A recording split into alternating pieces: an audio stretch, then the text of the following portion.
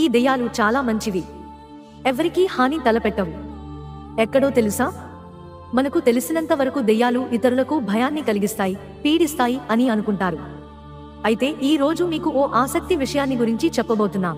వీటి గురించి మరింత సమగ్రంగా తెలుసుకునేందుకు ఘోస్ట్ టూర్, దెయ్యాల పర్యటన గురించి వివరించబోతున్నాం. మనకు తెలిసినంత వరకు దెయ్యాలు ఇతరులకు భయాన్ని కలిగిస్తాయి, పీడిస్తాయి అని అనుకుంటారు. అయితే ఈ రోజు మీకు ఓ ఆసక్తి విషయాన్ని గురించి చెప్పబోతున్నాం. ప్రస్తుతం మనం మాట్లాడుతున్న ఘోస్ట్ టూర్ ఆస్ట్రేలియాలోని హాంటెడ్ ప్రదేశాల్లో ఒకటైన విక్టోరియా టౌన్ లో ఉంది. ఈ ప్రదేశాన్ని ద బీచ్వర్త్ లూనాటిక్ అసైలం అని అంటారు. గతంలో ఈ ప్రదేశంలో ఓ మానసిక ఆసుపత్రి ఉండేదట. ఒక్క ముక్కలో చెప్పాలంటే పిచ్చి ఆసుపత్రి ఉండేది.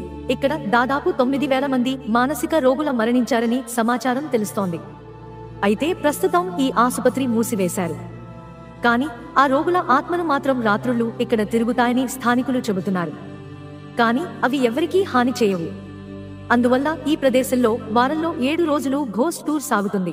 ఆస్ట్రేలియాలోని మెల్బోర్న్ లో ది ప్రిన్సెస్ థియేటర్లో నివసిస్తున్న దెయ్యాన్ని కూడా మంచి దెయ్యం అని అంటారంటే మీకు ఆశ్చర్యం కలగక మానదు.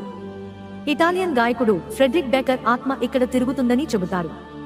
1888లో గానం చేస్తూ ప్రదర్శన మధ్యలో గుండెపోటుతో వేదికపైనే ఆయన మరణించారు.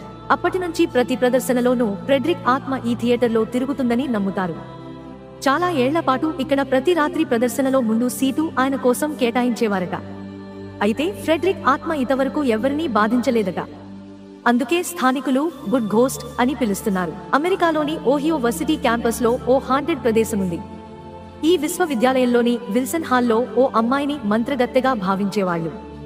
ఇక్కడ గోడలపై రక్తంతో మర్మమైన కథలు రాసి ఆ అమ్మాయి చనిపోయిందని ఇక్కడ వాళ్ళు అంటుంటారు.